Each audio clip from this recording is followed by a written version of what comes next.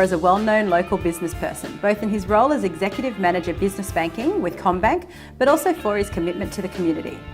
He fell into banking after high school, as his mum thought it was a safe job, and he has carved out a career that allows him to learn from over 1,000 different local business owners and the opportunity to build relationships with leading entrepreneurs and innovators.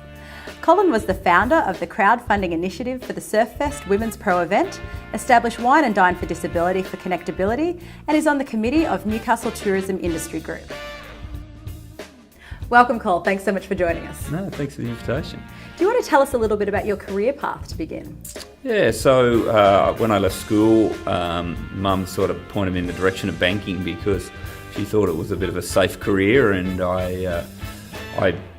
folks couldn't afford to send me to university, so it seemed like a good thing to do at the time. And from there, I just have not escaped. I've stayed in banking the whole time. I probably looking back with a reflection, a decent dose of curiosity and getting to know right people at the right place saw me progress to branch manager at 21. I had 4 moves in that time.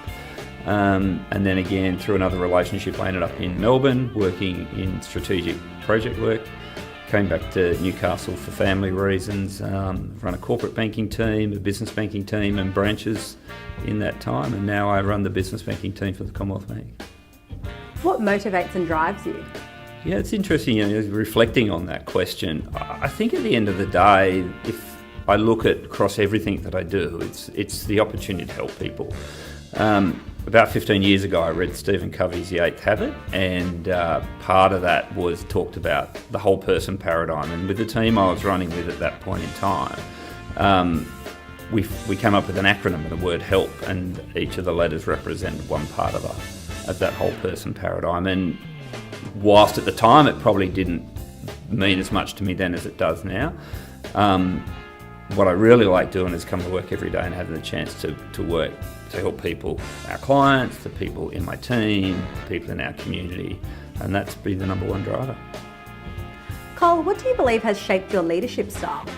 There's been many things. I think getting older is one of the things that's shaped it the most. But again, the consistent thing that's been there throughout my career has been relationships.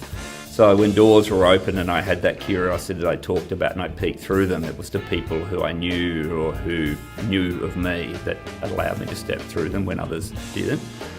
And if I think about that now, whether it's with family, whether it's friends, community, business, we do business with each other or we have friends, and it's all based on relationships. And so the one thing that's centred to everything that shapes my leadership style is very much based on relationships. What is one action or task you ensure you incorporate into your diary each week? Look, I think reflecting on the answer from the previous question, it's definitely relationships. I make sure that whether it's going out to a client who I've not met with one of my team, whether it's someone in the community who I'm interested to get to know, or just a contact that I've established some time ago and it's time to sort of reignite that relationship, I just definitely make sure that there's time every week to go and meet new people. To finish today, what local business person do you find inspiring? Yeah, look, I've been thinking about that. There's probably not an individual, but it's a group of people who do common things, and they are people who are really purpose-driven, people who are really clear on how they want to make a difference, and they just go about doing it. And I think the other thing is that they're humble in the way that they do it. And when I reflect on some of the achievements and probably what is a bit of a Newcastle or a Hunter sort of paradigm is that people just get stuff done, and then you only often find out about it once it's happened. And to me, they're the people who inspire me, because that's the way I think change is made, and long sustainable change for the good is made because it's been done for the right purpose. That's a great note to finish on. Thank you so much, Col. Thanks, Holly. It's been great.